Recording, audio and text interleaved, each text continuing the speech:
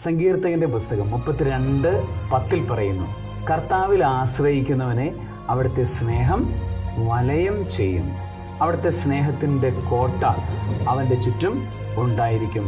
അവിടുത്തെ സ്നേഹം കൊണ്ട് അവനെ അവിടുന്ന് പൊതിഞ്ഞു പിടിക്കും. എങ്ങനെയുള്ളവനാണെന്നറിയാമോ? കർത്താവിൽ ആശ്രയിക്കണം.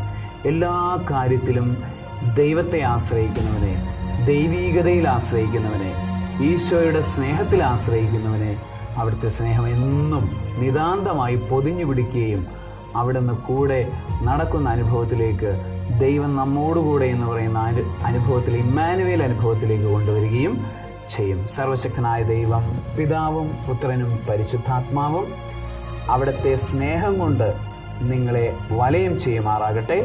ആമേൻ.